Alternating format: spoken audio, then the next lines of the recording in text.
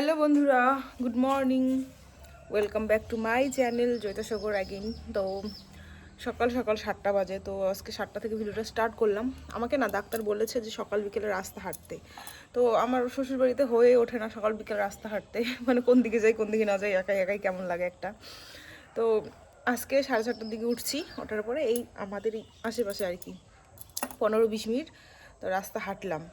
দাদাভাই বের হয়েছে, মানে ও যেখানে থাকে সেখানকার বড় সিটি আর কি। বললাম যে একটা অপারেশন আছে তোমাদের দাদাভাই, তো আজকে একদিনের ছুটি নিছে। ওখানে অ্যাডমিশন হবে, তারপরে যখন অ্যাডমিশন হওয়ার পরে এখন কয়েকদিন রাখে না রাখে তারপরে কিন্তু ওটা ছুটি, ওই ওদের যেটা থাকে মেডিকেল লিভ নাকি সেখান থেকে অ্যাড হবে আর কি। কিন্তু একদিনের ছুটি নিয়ে গেছে। তোমাদের দাদাভাইয়ের সঙ্গে একটা লোক দিছে আর কি, যেটা দেয় কোনো অপারেশন করলে বা কোনো কিছু করলে আর কি, দেয় একটা লোক। তো তাকে দিয়েছে।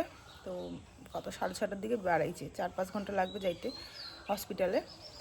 তো চলো, টেনশন, বহুত টেনশানে আছি, কী বলবো আর তোমাদের। চলো, আর এখন এই যে সকাল সকাল বমি বমি পাচ্ছে, আগে জলটা গরম করে আগে ওষুধটা খাবো, একটা ওষুধ, তারপরে ড্রাই ফ্রুট খাবো সকালবেলা, তারপরে এই বিছানা টিছানা তারপরে গোছাবো। তো চলো ভিডিওটা তোমরা দেখতে থাকো। জীবনে তো আমার ভালো সময় খুবই কম যায়, সবসময় খারাপ সময়ই চলে, কিন্তু এই সময়টা না সত্যি খুবই খারাপ সময়, কি বলবো আর তোমাদের। তোমরা ভাবো এত বড় একটা সার্জারি হবে তোমাদের দাদাভাইয়ের, ওখানে কেউ নেই আমাদের বাড়ির থেকে, আর সব কিছু এমনভাবে হচ্ছে না যে বলে বোঝানো যাবে না। কোয়ার্টার থেকে, মানে কোয়ার্টারে আমাদের যাওয়া তাড়াহুড়ো করে, কোয়ার্টার থেকে তাড়াহুড়ো করে আসা, তোমাদের দাদাভাইয়ের এরকম একটা সার্জারি করতেই হবে, সেটা ওষুধে সেটা কমবে না, মানে সার্জারি করতেই লাগবে। তো এরকম কিছু জিনিস, মানে কি বলবো, ওটা কয়েকটা মাস থেকে না, দেখো তোমাদের সাথে যেটুকু শেয়ার করি আমরা, তোমরা সেইটুকু বুঝতে পারো, কিন্তু বাকি কিন্তু ভিতরে কি চলছে না চলছে সেটা তো তোমরা অবশ্যই বুঝতে পারবে না, যেহেতু শেয়ার করি না তোমাদের সাথে। তো এই নিয়ে অনেকে আমাকে অনেক মন্তব্য করেছিল যে হ্যাঁ, কোয়ার্টারে যাওয়ারও তাল আসারও তাল, কেন যে যাওয়ার তাল আসার তাল। হ্যাঁ, প্রেগনেন্সি আমার 3 মাস খুবই অসুবিধা হয়েছিল কোয়ার্টারে, কিন্তু তবু মানিয়ে নেওয়া যাইতো, কোনো ব্যাপার না। কিন্তু কিছু জিনিস এরকম, সেটা হয়তো আমাদের সাথে হচ্ছে, সেটা তোমরা জানবে না, আর তোমাদের সাথে হয়তো শেয়ারও করিনি, তার জন্য তোমরা জানতেও পারবে না। এই হচ্ছে ব্যাপার। দেখো এখানে আমি চা, এখন মুড়ি খাচ্ছি। এখন বাজে হচ্ছে 9টা। আমার হচ্ছে মানে একটা আর কি খারাপ অভ্যাস বলবো না কি বলবো, আমার শ্বশুরবাড়িতে আমার হচ্ছে টাইম কাটে না, মানে সময়ই কাটে না কেন জানি না। আর বাবার বাড়িতে মানে এত তাড়াতাড়ি সময় কাটে যে কি বলবো আর তোমাদের।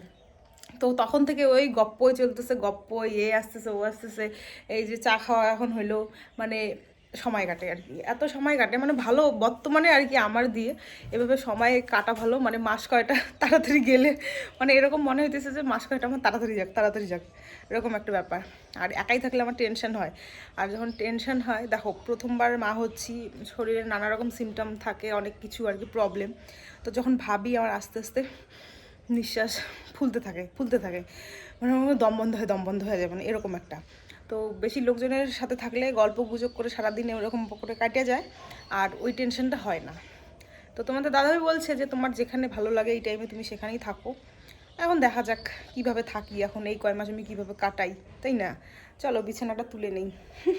এ কাজু খা, কাজু দে, দুইটা দে, দুইটা নে। এদিকে শোন, আমি দিব, নে। এই গেলে এটা কি ভাই, এটা কি কি এগুলা? দিব না, যা। দিব না, দিব না, না তুই কো আমার সোনা দিদি, বল সোনা দিদি, বল বল, ক সোনা দিদি আরেকবার, সোনা দিদি, নে নে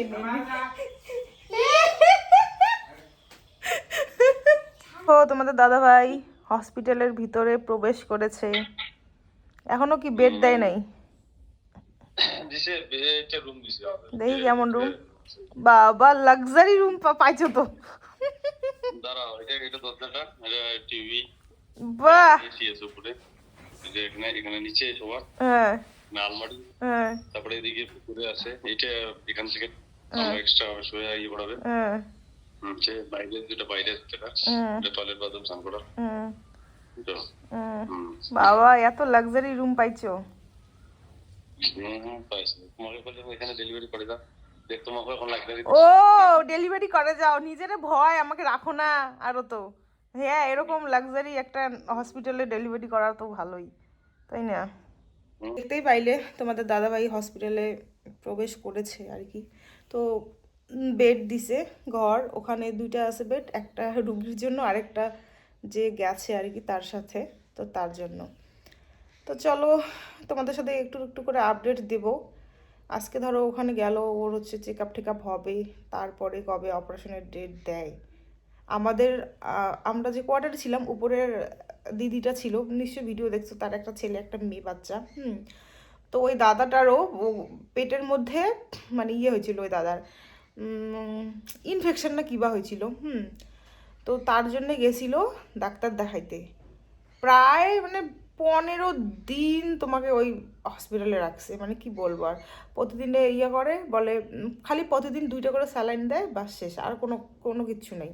প্রতিদিন 2টা করে স্যালাইন দেয়, শেষ, কোনো কিচ্ছু নেই আর কি। হ্যাঁ যেহেতু কি বলতো মানে সরকারি, যেহেতু সরকারি মতে মানে তোমাদের দাদাভাইয়ের তো ধরো ওদের কার্ড আছে আর কি, সেই কার্ড থেকে টাকা আর কি কাটবে। তো এরকম হসপিটালও আছে অনেক, যে ওইভাবে রাইখে রাইখে মানে বিল আর কি, যেহেতু বিল ভাই রুগী রাখলে ওদের তো এক্সট্রা বিল থাকে, তাই না? তো বিল পাবে। তো এই হিসাবে ওই দাদাটার এত বিরক্ত, মানে কি বলবো আর। বলে প্রতিদিন 2টা করে স্যালাইন দেয়, আর হচ্ছে মানে আমাকে রাখে প্রতিদিন। তারপর অনেক কিছু করার পরে সে 15 দিন পর সেই দাদাটা ডিসচার্জ নিয়ে আর কি আসছে। যেহেতু দেখো তো ওই দিদিটাও 2টা বাচ্চা নিয়ে থাকে, ছোট ছোট বাচ্চা নিয়ে কোয়ার্টারে। হ্যাঁ তো খরচ পাতি, বাচ্চাদের স্কুল, তো অনেকটাই দিদিটারও অসুবিধা হয়েছিল লাস্ট টাইমে। তো তোমাদের দাদাভাইও মাঝে মাঝে খরচ এনে দিত।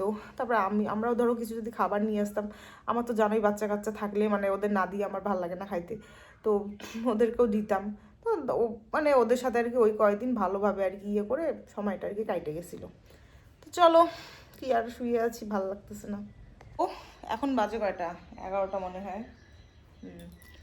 আমার না বিকেলবেলা করে মনেই থাকে না এগুলো খাওয়ার কথা। তো ভাবছি আমি তার জন্য যে 11টার সময় একটা ফল খাবো।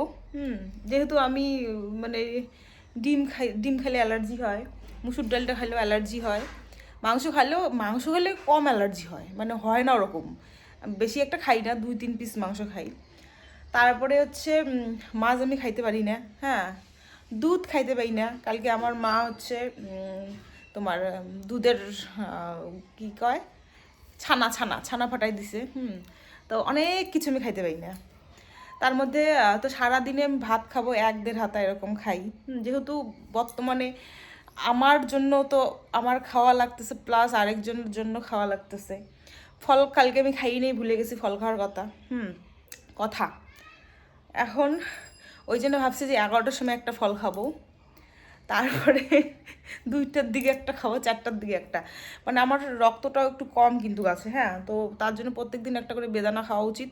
কিন্তু ওই যে মনে থাকে না, আর বেদানা ছোলার যে এত আলসি, মানে কেউ যদি ছোলাই দেয় তাহলে মানে খাই আর কি, এরকমটা লাগে।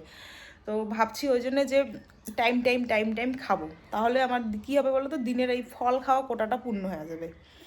চলো ফলটাকে খেয়ে নিই। দেখো এদিকে আমার মা আর বোন যাবে মেলাতে, তো তার জন্যে তারা দুজন রেডি হচ্ছে। আমার ভাইও যাবে একটু পরে, কিন্তু আমাকে নিয়ে যাবে না আর কি। তোমরা জানোই এখন আমার অনেক মানে রেস্ট্রিকশন, হয়তো এইবার না যাওয়া যাবে না, আজকে অমাবস্যা যাওয়া যাবে না, এরকম আর কি হয় আর কি। এই কয়েকটা মাস এভাবেই থাকতে লাগবে, আর আমিও সেটাকে অ্যাকসেপ্ট করে নিয়েছি। কারণ বিয়ের 2 বছর সত্যি কথা বলতে আমি অনেক ঘুরেছি। মানে হয়তো আমার বর আমাকে কোথাও হানিমুনে নিয়ে যায়নি বা কোথাও ঘুরতে নিয়ে যায়নি, কিন্তু নর্মাল আমাদের আত্মীয় স্বজনের বাড়ি এখানে ওখানে সেখানে, তো আমি অনেক আর কি ঘুরছি। আমার নিজের শখ, যেটুকু শখ থাকে সেটুকু পূর্ণ করছি, তাই না? তো কয়েক মাস এরকমভাবে থাকাই যায়, আর আমার অবস্থা দেখো কী অবস্থা হয়েছে। তারপরে তোমাদের দাদাভাইকে তো দেখাইলাম। তোমাদের দাদাভাই হচ্ছে হসপিটালে ইয়ে করছে আর কি, এন্ট্রি করছে। তো আজকে সব টেস্ট ফেস হলো। তোমাদের দাদাভাইয়ের কিন্তু কালকেই কিন্তু অপারেশনটা হয়ে যাবে। আমাদের কিন্তু মাইক্রো সার্জারির করার কথা ছিল, তো তারপরে এখানে নাকি মাইক্রো সার্জারি হবে না, ওপেন সার্জারি। তো তারপরে তোমাদের দাদাভাই এই হসপিটাল থেকে আরেকটা হসপিটালে গেছে, ওখানেও সেম। তো ওনারা আবার বলেছে যে দেখো মাইক্রো আর তোমার মানে ওপেন সার্জারিতে এরকম কিছু মানে একটা ডিস্টেন্স ডিফারেন্স না। তা আমি বলেছি তোমাদের দাদাভাইকে যে এক্সট্রা টাকা মানে দিয়ে আমাদের মাইক্রো করতে, তোমাদের দাদাভাই বললো ছাড়ো, ডাক্তার বলেছে যে এতটাও মানে ডিফারেন্স না মাইক্রো আর হচ্ছে ওপেন সার্জারিতে। তো তারপরে এরকম অনেক আর কি ভাবনা চিন্তা করার পর তো তোমাদের দাদাভাই বললো ঠিক আছে, মানে ওপেন সার্জারি আর কি করবে। দেখো তো কী অবস্থা, মানে কি বলবো, আর মানুষের সময়ের কথা না বলা যায় না, আর মানুষের রোগের কথা বলা যায় না, মানে কখন কার কোন রোগ হয়ে যায় মানে বলা খুবই মুশকিল। তো তোমাদের দাদাভাইয়ের সঙ্গে যাকে দিছে আর কি, তো সে ওখানে বসে আছে, তো বসে বসে ফোন করছে। তো আর এখানে দেখো বেড ঘরগুলো খুবই সুন্দর ভালো আর কি। খাবার দিছে তোমাদের দাদাভাইকে, আজকে বলেছে যে তোমাদের দাদাভাইকে 12টা মানে হচ্ছে রাত্রি 12টার পর কোনো জল টল কিচ্ছু খেতে না। কালকে কিন্তু মানে সকালে একদম প্রথম মানে 8টার মধ্যে তোমাদের দাদাভাইয়ের সার্জারিটা হবে। সত্যি কথা বলতে মানে আমার তো প্রচণ্ড ভয় লাগছে, কিন্তু তোমাদের দাদাভাই যেহেতু ওখানে একা আছে সেহেতু আমি মানে মানে ওকে সাহসী জোগাচ্ছি আর কি, কিছু বলতে পারছি না। আর আমাদের এদিকেও ডাক্তার দেখানো হয়েছে, তো আমাদের এদিকেও ডাক্তার বলেছে যে মানে এটা সার্জারি আর কি, মানে ওষুধে এটার কোনো কাজ নেই, মানে এটা সার্জারি করতেই লাগবে। হ্যাঁ, তো তারপরে আমরা ভাবলাম মানে আমি আর কি তোমাদের দাদাভাই যে 2 দিন পরে আমারও তো এরকম একটা বোঝোই তোমরা, তো তোমাদের দাদাভাইয়ের যদি তখন কোনো অসুবিধা হয় তখন কীভাবে দুজনকে নিয়ে টানাটানি করবে সবাই। তো আগে ভাগে তোমাদের দাদাভাই এর অপারেশনটা হয়ে গেলে তোমাদের দাদাভাই সুস্থ মোটামুটি হয়ে যাবে। তো এই ভাবনা চিন্তা করেই কিন্তু তোমাদের দাদাভাই গেছে, না হলে কিন্তু সত্যি কথা বলতে যেতই না। আর এখনও তোমাদের দাদাভাইয়ের যেটা রোগ হয়েছে এখনও মানে মোটামুটি ছোট আছে আর কি, দিন দিন কিন্তু ওটা বড় হবে। এই হচ্ছে ব্যাপার। আর এই যে আমি পরের দিন সকালের ভিডিও তোমাদের সাথে শেয়ার করতেছি, ওর কিন্তু মানে অলরেডি অপারেশন থিয়েটারে নিয়ে যাবে, আর জামাটাও কিন্তু ও উল্টোভাবেই পড়েছে, নিজে নিজে পড়ছে। আর এই যে হাতের মধ্যে স্যালাইন দিয়ে দিছে, কি বলবো আর, দেখে এতটা খারাপ লাগতেছে কি বলবো। আর তোমরা ভাবো একটা ওপেন সার্জারি হবে, বাড়ির কেউ লোক নেই, হ্যাঁ, আর মানে কীভাবে আমি এখন ওকে সাহস দিতেছি। আমি বললাম যে কোনো ব্যাপার না, নর্মাল ব্যাপার, রোগ হয়েছে তো সার্জারি হবে, ঠিক হয়ে যাবা। তো এতদিন অসুস্থ ছিলা, কিন্তু এখন তুমি আস্তে আস্তে সুস্থ হবা। তো এরকমটাই তোমাদের দাদাভাইকে বলছি। আর কি বলো তো, তোমরা অনেকে বলেছো যে হ্যাঁ করার থেকে এত তাড়াতাড়ি চলে আসলে দেখো অনেক সিচুয়েশন থাকে। এই যে দেখো হয়তো ভিডিও তোমাদের সাথে আমি সেমন শেয়ার করিনি, এই যে কিন্তু এই যে দেখো কিছু কিছু জিনিস আমাদের হয়তো সোশ্যাল মিডিয়া আমরা শেয়ার করতে পারি না, বা থাকে কিছু জিনিস, হ্যাঁ, সেটা বলা হয় না। তো হাজব্যান্ডের এরকম আমার এরকম একটা অবস্থা, হাজব্যান্ডের এরকম একটা অবস্থা, আর কোয়ার্টারে কীভাবে থাকবো না থাকবো। ওর সার্জারির পরে হয়তো মানে লিভ দিবে আর কি, মেডিকেল লিভ দিবে, ও বাড়িতে আসবে। হ্যাঁ, তাহলে ওখানে থেকে আমার যা অবস্থা, হ্যাঁ, ওর যে অবস্থা, কি মানে কি করব কি না করব আমরা। তো অনেক ভাবনা চিন্তার পরে অনেক কিছু করা হয়, হ্যাঁ, নাকি না ভাবনা চিন্তা করে। আর ওই যে বললাম সময় কার ভালো যায় কার খারাপ যায় বলাই মানে বোঝাই যায় না। আর আমার সময় তো সবসময় খারাপ যায়, ভগবান জানি না আমার কি কপালে লিখে রাখছে। তো এই হচ্ছে ব্যাপার। ওই লোকটাও পাশে বসে আছে, মানে বর্তমানে বোঝোই তো মানে অপারেশনের আগে সবাই একটু টেনশনেই থাকে। তো তোমাদের দাদাভাই টেনশনে আছে, তোমাদের দাদাভাইকে আমি হাসানোর চেষ্টা করতেছি। আর তোমরা অনেকেই বলেছো আগের ব্লগ ভিডিওটাতে আমি আমার শ্বশুরবাড়ির নামে দুর্নাম করছি। আচ্ছা, তোমরা দেখতে পারবে একটা তো আমি দুর্নাম করেছি, মানে ওই পুরা তোমরা ব্লগটা দেখে বলো যে আমি কোথায় দুর্নাম করেছি। আমি কিছু বাস্তব কথা তুলে ধরেছি, ওখানে আমার শ্বশুরবাড়ির নামে কোনো দুর্নাম করিনি। বা আমি কেন দুর্নাম করতে যাবো বলো শ্বশুরবাড়ির নামে, কেন, কিসের জন্য? আমি বলেছি শুধু এই টাইমটা আমাকে লোকজনের সাথে থাকতে ভালো লাগে, আর আমি বাড়িতে চলে এসেছি কারণ আমার বাড়িতে অনেক লোকজন আছে, আর আমার শ্বশুরবাড়িতে লোকজন নেই, সেটা তোমরাও ভালো করে জানো। তো এই হচ্ছে ব্যাপার। তো দেখো যেহেতু আমি 2-4 দিন ভিডিও শ্যুট করিনি, আমার মন মেজাজ ভালো ছিল না, তো ভাবলাম এই ভিডিওটাতে তোমাদের দাদাভাইয়ের খবরও দিয়ে দিই। তোমাদের দাদাভাইয়ের কিন্তু অপারেশন হয়ে গেছে সাকসেসফুলি, তো ভালো আছে এখন বর্তমানে। আর এটাও বলিনি তোমাদের দাদাভাই হয়তো বাড়িতেও চলে আসবে। আর মানে যেহেতু ভিডিও আমার অনেক ডিলে যায়, তার জন্য তোমরা আপডেটও হয়তো অনেক ডিলে পাও, করার কিছু নেই, আমারও শরীরটা ভালো থাকে না, তো ভিডিও আমি সেরকমটা মানে দিতে পারি না। তো আমার মায়েরা কিন্তু বাজার থেকে চলে এসেছে, জিলেপি নিয়ে আসছে, মাকে অনেক কিছু নিয়ে আসতে বলছি, কিন্তু ওই যে বাইরের জিনিস খাওয়া যায় না, এটা ওটা খাওয়া যায় না, তার জন্য জিলিপি নিয়ে আসছে। আর এই যে ভাত কষছে, সিদ্ধ ভাত, আলু ছানা। আর কি বলো তো, মা আমাকে 3 বেলাই আর কি, মানে 2 বেলা ভাত 1 বেলা রুটি, হয়তো কোনো দিন আমরা রাতে রুটি খাই, কোনো দিন আমরা দুপুরবেলাও রুটি খাই, তো গরম গরম দেওয়াই চেষ্টা করে। আর আমি কিন্তু মানে অত খেতে পারি না, অল্প অল্প করে খাই।